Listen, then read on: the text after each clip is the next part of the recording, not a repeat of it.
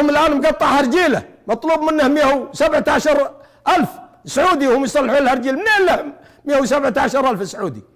ندعيهم الرئيس، ندعي الرئيس، ندعي الملك سلمان يعالجون الجرحى. اما الشهداء الله يرحمهم، لكن ندعي عبد ربه منصور يعتمد لسرهم مرتبات، يعتمد لسر الجرحى مرتبات لتعيش عيالهم. ما ندهفهم نقول هذا في الميت في ذمة الحي. هو قال أنه مستعد أيضا أن يستقبل الجرحى محمد علي الحوثي، وقال أن مستعد أن يفتح المستشفيات في صنعاء. منين نبوه مستشفى؟ منين المقوت هذا؟ منين المقوت بيع القات يصبح؟ أسف والله إنه من الخزي والعار علينا نطري اسمه هذا هذا بيع قات يصبح علينا زعيم اليمن في القرن ال21 بياع القات.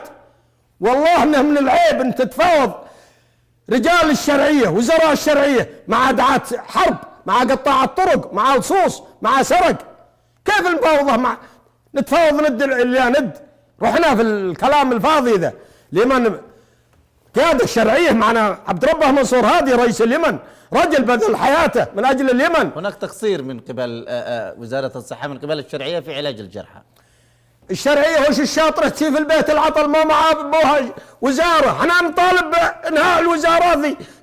هذا عبد ربه منصور يشكلنا وزارة حرب، وزارة حرب مصغرة، ما نشتي شي وزارات خريط مريض. ما قد شيء معنا نروح للمشاريع والخريط. هذا اي واحد يطلب مشاريع ولا يطلب تنمية فهو كذاب وحوثي وعفاشي. احنا معنا ملف عسكري، ملف حرب. ادعي عبد ربه منصور يشكل حكومة حرب مصغرة من عدة وزراء، أكثر الوزراء وش نبابه ذا الحين ينتظر يقعد قد هو وزير، قد هو وزير وياكل لا شحن بندق ولا قاتل ولا تعب، ياكل من الخير. الله خير ابن سعود لين نصف البلاد فلا صفينا قد هم بيطلعوا لها. والمقاتلين والمقاومين وين يجون؟ أدعي عبد ربه منصور أن يجعل الميادين البطولة وشرف من المعيار الاختيار للوزراء، للسفراء، للملحقين في كل المجالات الدولة.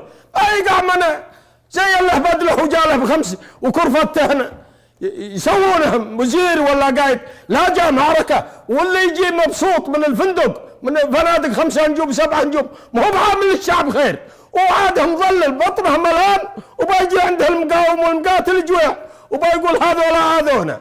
ولين قد هم مسوي له كوكب من الروم، مسوي له عساكر على بابه، ما عاد حد يتلي.